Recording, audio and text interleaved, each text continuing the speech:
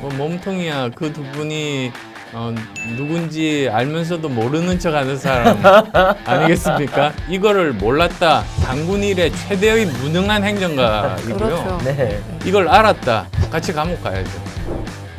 이재명 후보 얘기 조금 해봐야 될 것 같은데 예. 이제 그 뭐 이재명 후보의 경우에 지금 대장동 이슈가 이제 걸려 있는데 사실 대장동 관련해서 실무를 담당하시는 분들 중에 두 분이 극단적인 선택을 하셨고 이제 그런 상황인데 그걸 보면서 안 후보께서 뭐 몸통 놔두고 깃털만 수사하면 뭐 하냐 특검 도입해야 된다 그 주장을 계속 하셨는데 그러면 몸통이 누구라고 생각하십니까? 뭐 몸통이야. 그 두 분이 누군지 알면서도 모르는 척하는 사람 아니겠습니까? 그러니까 측근도 아니다. 모르는 사람이다. 참 희한해요. 예, 네. 뭐 그렇게 오래 해외 여행도 같이 갔는데 글쎄요. 모르는 사람이면 어떡합니까? 그래서 그러니까 그분이 그 두 분을 모른다고 한 사람이 그분이다 이런 아, 말씀이신 거죠? 근데 예. 그분이 저도 만나보죠. 되게 똑똑하신 분이에요. 아니, 그리고 기억력도 아주 좋고. 사실 얼마 전에 그 투자 관련한 유튜버가 있습니다. 아, 네, 예, 네, 예. 예, 그걸 보니까 거의 한 30년 전에 투자했던 걸 세세하게 기억하고 맞아요. 계시더라고요. 큰 돈을 그래서 잡으셨다고. 예. 굉장히 기억력이 좋으신 분이구나. 그런데 자기 측근들과 자기 부하 직원은 기억을 전혀 못하세요. 아, 출장을 열흘씩 다니고 표창장도 네. 주고 그래도 기억을 그리고 못해요. 그 개발 계획을 본인이 다 세웠다고 하시면서 세부적인 건 또 아무것도 모른다 그러세요. 선택적 기억력이죠. 글쎄 말이에요. 이거 저희가 볼 때는 저런 기억력을 가지신 분이 나중에 국정을 하면 어떤 국정이 나올까 의아하긴 합니다. 아니 근데 양쪽 다 사실은 문제라고 생각하는 게 네. 네. 대장동 비리의 그 본질이 뭐냐? 네. 그거는 뭐 한 5천억 정도를 국가가 환수한 프로젝트가 아니라 네. 1조 원 이상의 이익을 특정 민간에게 몰아준 게 그렇죠. 그게 네. 그 저 핵심 아닙니까? 네, 그렇죠. 맞습니다. 예, 예. 그러면 이거를 몰랐다. 그러면 이건 뭐 당군 일의 최대의 무능한 행정가이고요. 그렇죠. 네. 예, 예. 이걸 알았다. 네. 같이 감옥 가야죠. 그렇죠. 예. 아. 그래서 저는 빠져나갈 데가 없다고 생각해요. 근데 잘 빠져나가세요, 지금. 특검도 안 하고 검찰 수사도 흐지부지.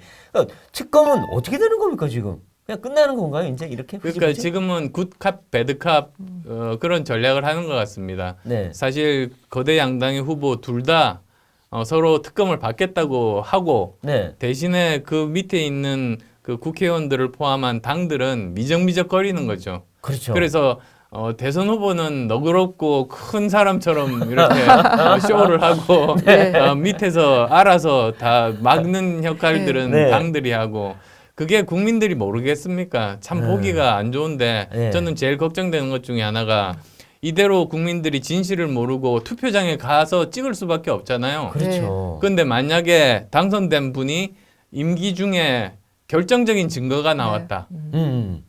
그러면 나라는 대혼란에 빠질 겁니다. 그러겠죠. 그리고 또 반대로 낙선자분이 결정적인 증거가 나왔다. 네. 네. 그래서 감옥 간다. 네.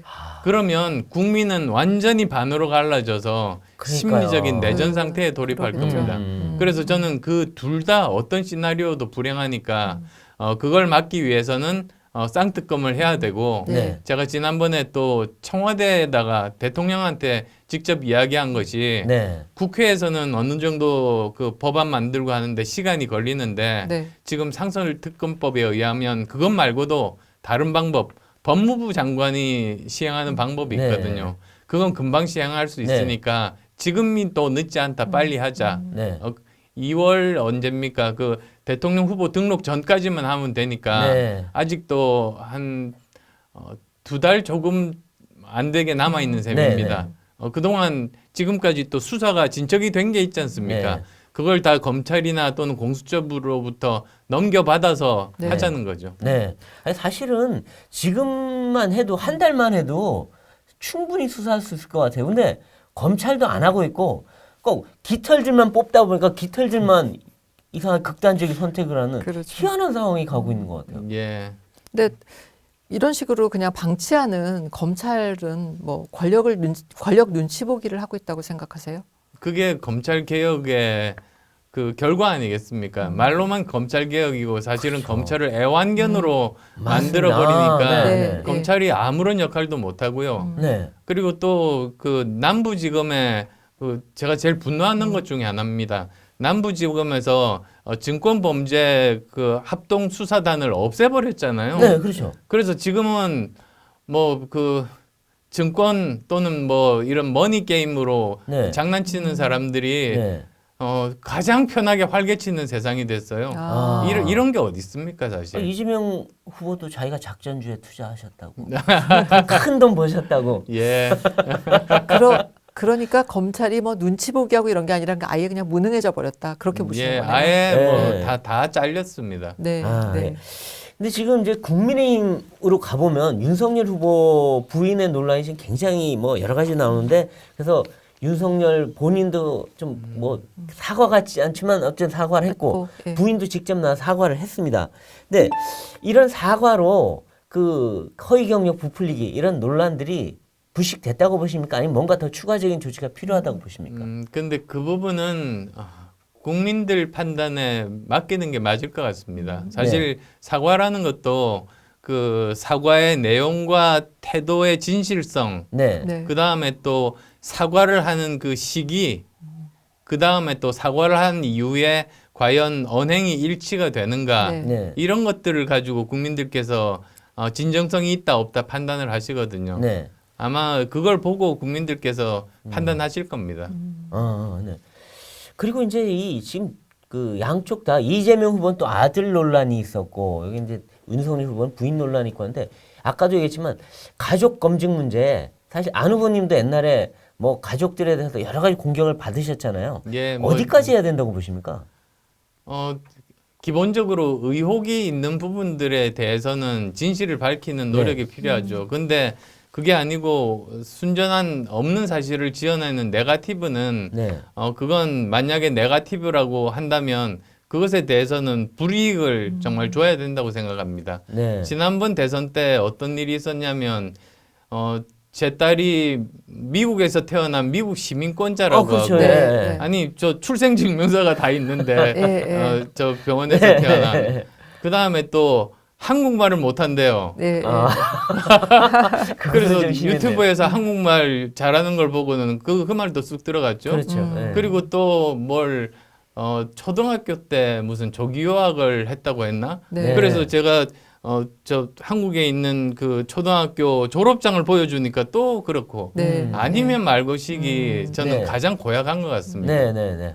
근데 특히 지금 상황 같은 경우는 사실 그 후보 가족들에 대한 이슈가 너무 뜨거워서 후보 본인에 대해서 저희가 판단하고 뭘 알게 될 기회 자체가 없는 것 같아요. 그리고 이제 요즘 대선 유세하시면서 이제 이 정부가 그러니까 포퓰리즘 그 공약을 남발하고 있다 그 얘기 예. 많이 하셨고 그다음에 사기 정치다 그런 얘기까지 하셨는데 구체적으로 어떤 사례를 두고 그런 말씀을 하시는 건가요? 저는 이번 정부 그 문제가 저는 총 5가지 정도 네. 있는 것 같아요. 저도 네. 그래서 한번 오면서도 정리를 해봤는데요. 네.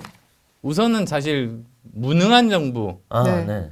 뭐 경제 완전히 망가뜨리고 네. 백신도 제대로 수입해 오지 네, 못하고 네, 네. 이런 그리고 지금은 방역까지도 네. 이런 첫 번째가 무능이고요. 두 번째가 사실 내로남불이죠. 지금까지 어떤 정부에도 써도 볼 수 없었던 네, 네. 남들에게는 엄격한 그런 잣대를 가지고 비판을 하던 사람들이 자기들은 그렇죠. 더 나쁜 짓을 하면서도 그러니까요. 그걸 정당화시키면서도 부끄러운 줄을 몰라요. 네. 맞아요. 예. 근데 제가 그런 말을 들었어요. 사람이 동물과 다른 단 한 가지의 이유는 부끄러움을 아는 것이다. 네. 맞아요. 예. 그 부끄러움을 모른다고만 말하겠습니다. 저기 아니, 그리고 자기들이 민주화 운동했다 그러면서 민주주의를 파괴하고 또 도덕성을 강조하면서 자기들은 뒤에서는 다 딴 거 해먹고 이러니까 사람들이 믿을 수가 있나요? 예. 그래서 또 그리고 세 번째가 사실 그 민주주의 파괴 아닙니까? 네. 그래서 이 사람들이 민주화 운동을 한 사람인지는 모르겠지만 네. 민주주의자가 아니라 전체주의자인 겁니다. 아, 맞아요. 네, 그런 네. 느낌이 예. 좀 있어요. 이 사람들은 사실 민주주의가 뭡니까? 생각이 다른 사람들이 함께 모여 사는 지혜를 발휘하는 제도가 네, 그 그렇죠. 핵심인데 네. 이 사람들의 생각은 자기들과 생각이 다르면 적이다. 그렇죠. 예, 물리쳐야 될 적이라고 항상 생각하고 적폐 세력이라고 얘기하죠. 예, 예. 모든 사람을 우리와 똑같은 생각을 하게 만든다. 이게 존재주의자 아니겠습니까? 그렇죠. 맞아요. 그래서 참 민주화 운동을 한 사람들이 민주주의자가 아니라는 게 군부 이번에 독재와 알게 싸우면서 됐죠. 군부 독재가 하던 일을 비슷하게 하더라고요, 이분들이. 예, 네. 맞습니다. 네. 그다음 또 네 번째가 네. 저는 미래 세대 착취가 굉장히 심합니다. 네. 그렇죠. 예, 특히 저 미래 세대 착취의 대표적인 두 가지가 네. 바로 그거 아닙니까? 저 연금 개혁에 대한 부분. 네. 아, 전혀 손 안 대고 있죠. 네. 또 국가 부채를 늘리는 부분. 그렇죠. 빚내서 그냥 예. 지금 써버리는 거죠. 그다음에 갚는 건 니네들이 해라. 네. 또 한 가지를 더 한다면 환경에 대한 부분, 아, 뭐 그렇죠. 탄소 중립이나 예. 이런 네, 네, 부분들인데요. 지금 현재 보면은 우선은 연금 개혁에 대해서 거대 양당 후보들이 아무도 이야기를 안 합니다. 그렇죠. 맞아요. 근데 지금 얼마나 심각하냐면 국민연금은 예를 들어 보면 2055년이 되면 완전히 고갈이 됩니다. 네. 거죠. 그 말은 무슨 말이냐? 1990년생 이후에 태어난 사람들은 평생 국민연금을 내도 아무것도 못 자기가 받는. 65세가 됐을 때 나라에서 줄 돈이 한 푼도 없는 겁니다. 아. 그리고 또 더 심각한 거는 세월이 더 지나서 2088년이 되면 네. 그 자료 진짜 엄청나게 어렵게 받았는데요. 네. 네. 2088년이 되면 국민연금의 누적 적자가 1경 7천조가 됩니다. 그건 경이요? 얼마나 되는 돈입니까? 그건 이제 감각이 안 오는데요. 1조도 아니고 경이면. 예, 경은 제가 사실 처음 들어봤습니다. 네. 네. 근데 가까운 일본만 하더라도 이 100년 재정 추계를 합니다. 아. 100년 뒤에 자손들도 안정적으로 연금을 받을 수 있어야 된다. 그렇죠. 그렇게 매년 점검을 하고 있거든요. 네. 그러니까 우리나라도 지금 이 연금 개혁을 해야 되는데 이번 문재인 정부가 네. 지금까지 뭐 노무현 정부부터 모든 정부가 연금 개혁을 하든 공무원 개혁을 하든 다 했습니다. 네. 그게 저항에 부딪혔죠. 네. 그렇지만 우리 미래 세대를 위해서 그렇죠. 국가를 위해서 해야만 되는 일이니까 더 내고 덜 했거든요. 받는 식으로 좀 했죠. 이번 문재인 정부가 네. 이런 연금에 대한 개혁을 안 한 유일한 정부입니다. 그러니까 인기 없는 정책은 하나도 안 해요. 그러니까. 예, 그냥 그럼, 포퓰리즘으로 예. 일관하고 있죠. 근데 맞습니다. 그렇다고 인기가 생기는 것도 아니잖아요. 아 그렇죠. 이게 왜냐면 사람들이 바보는 아니잖아요. 예, 맞습니다. 그리고 요즘 보면 이 정부가 뭐 전기료든 뭐든 다 대선 이후에 하겠다. 이후로, 예. 그리고 돈이란 돈은 다 주겠다고 하고 이게 어떻게 보면 금권 선거, 관권 선거 아닌가요? 이게 옛날에 그 군부 독재 시절에다 했던 예, 맞습니다. 또 하나 더 있는 게 네. 내년에 국민 세금으로 일자리 만드는 거 사실 대부분 그 초단기 그렇죠. 알바들인데요. 알바죠. 노인 일자리. 그 거의 대부분을 1월 달에 만든답니다. 그러니까요. 그러면 4월에는 다 손가락만 빨고 있어야 되나요? 이거 예, 아니, 참. 근데 그 안 후보님이 정치를 시작한 게 원래 청년들의 고민들을 네. 나누다가 시작하신 거 네, 아니었어요? 그렇습니다. 전국을 다니면서 콘서트가 토크 콘서트 하시고 예. 그러셨던 것 같은데 사실 이번 대선에서도 그 2030 MZ 세대가 가장 중요한 그 표심을 좌우하는 이제 중요한 세력들인데 어떻게 보세요? 어떤 방식으로 그 청년들의 마음을 그 끌어낼 수 있을 거라고 생각하십니까? 정말 진심으로 다가가야 된다고 네. 생각합니다. 네. 청년들은 정말 이 사람이 표를 얻기 위한 것인지 네. 아니면 진짜 걱정을 해서 해결 방법을 찾으려고 네. 다가서는 사람인지 금방 알 수 있거든요. 네, 네, 네. 저는 이렇게 했습니다. 청년들을 모았습니다. 네. 네. 그리고 청년들이 어떤 문제를 제일 그 해결을 해야 된다고 생각하는지 그 의견들을 모으니까 5가지가 나왔습니다. 아, 네. 네. 첫 번째가 우리 사회의 불공정, 네. 두 번째가 군대 문제, 아. 세 번째가 주거 문제, 아. 네. 네 번째가 연금 개혁 문제, 아. 그리고 5번째가 맞벌이 부부 같은 경우에 육아 문제. 아, 다 이런 중요하네요. 5가지였습니다. 크네요. 예, 예. 그래서 사실 제가 1호 공약은 성장 공약을 내세웠거든요. 네. 우리나라가 세계 5대 경제 강국에 들 수 있다. 과학기술을 기반으로 하면 네. 이제 그게 1호 공약이고요. 2호 공약이 청년 공약인데 이 5가지에 대한 해결책을 다 담았습니다. 아, 예, 예, 예. 네. 예.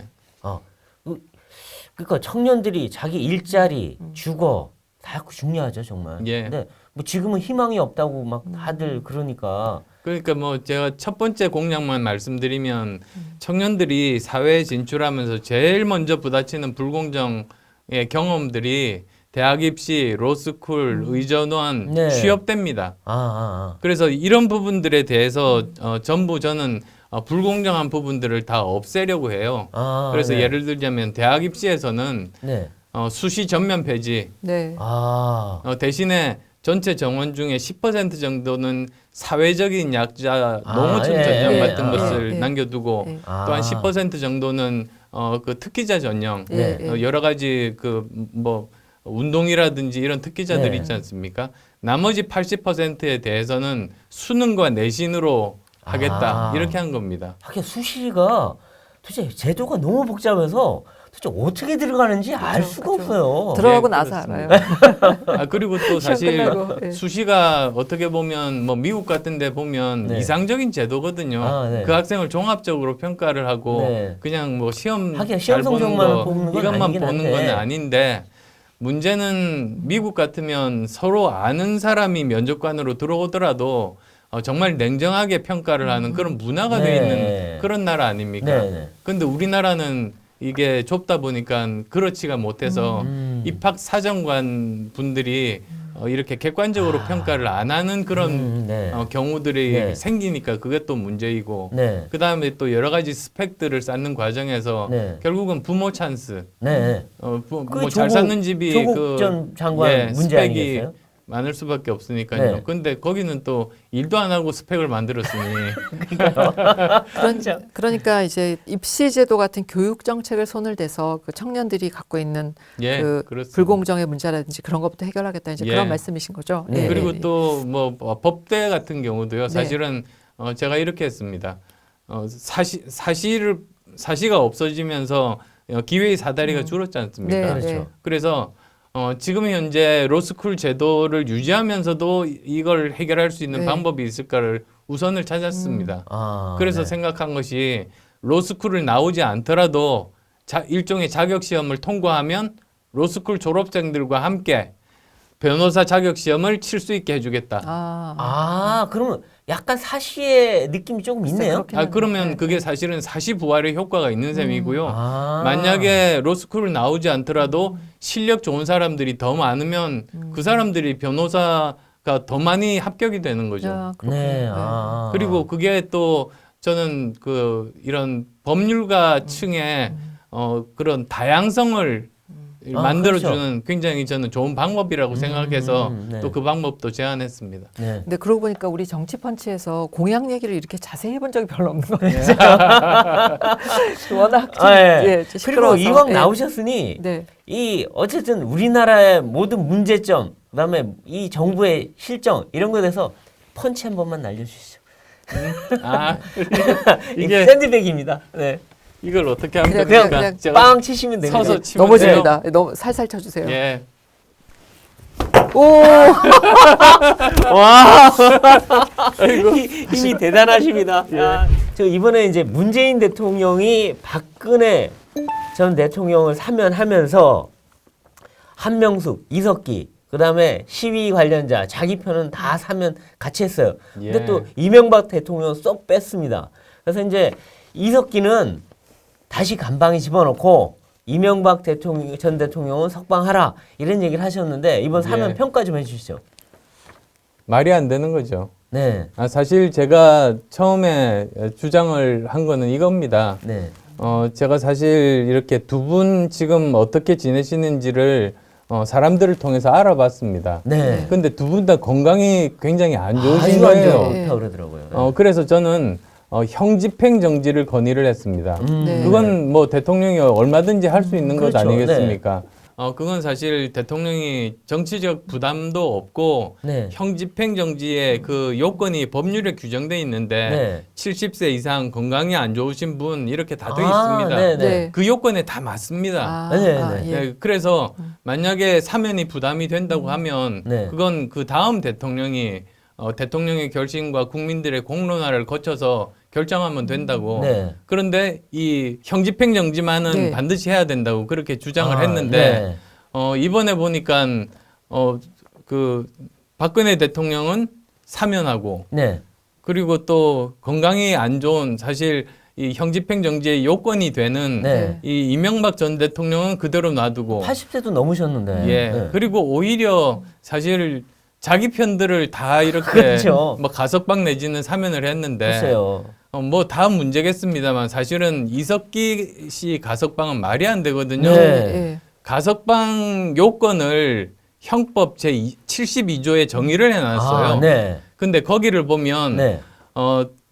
뚜렷하게 후회하는 네. 그런 개전의 전입이 보이는 그렇죠. 사람이 반성하는 대상자입니다. 사람. 네, 네. 근데 나와서 말하는 걸 보니까 그러니까요. 자기가 했던 말에 대해서 전혀 후회하지 않아요. 자기가 피해자래요. 예, 그러니까요.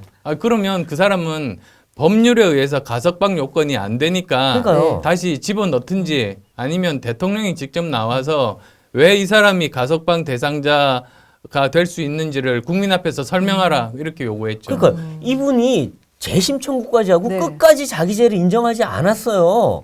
그리고 국가 체제를 전복하려던 사람 아니에요. 이 사람을 왜 가석방을 해주는지 이해가 안 가요. 예, 맞습니다. 네. 그래서 제가 북한 가서 살라고 아, 그랬어요. 그러니까요. 아예 북한으로 석방했으면 좋겠어요. 아예. 그리고 이명박 전 대통령에 대해서 이 문재인 대통령이 왜 안 해줬을까 보면 문 대통령이 항상 노무현 전 대통령 유서를 지갑에 놓고 아름다운 복수를 하겠다. 네, 이런 네. 얘기인데 결국 이게 복수 아닌가 하는 생각이 들기도 하더라고요. 예. 복수 자꾸 하시면은 배에 물이 차시는 아, 이것도 약간 새로운- 아재 개그 하시는데요. 그런데 우리 저기 안 후보님께서 이제 예전에 같이 이렇게 정치하셨던 분들 중에 뭐 김한길 전 대표, 예. 그다음에 뭐 박주선, 김동철 전 의원, 이용호 의원, 김민전 전 교수, 김민전 교수죠. 예. 네.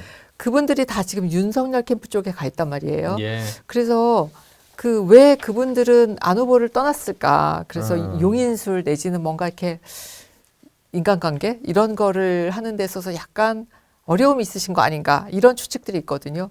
어떻게 생각하세요?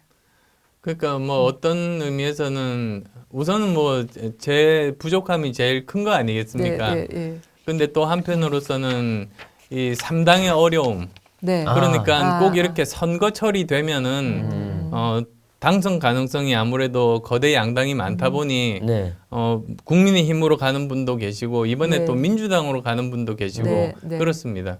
그게 항상 이렇게 반복됐던 일인데요. 네. 그래도 오히려 지금 떠나지 않고 계속 저를 도와주시는 분 음. 하나의 정당을 만들 만한 분들이 제 옆에 계시거든요. 네. 네. 그래서 그분들께 더 감사한 마음이죠. 네. 네. 오늘 정치 펀치는 여기까지입니다. 나와주신 안 후보님 감사드립니다. 네. 네. 고맙습니다.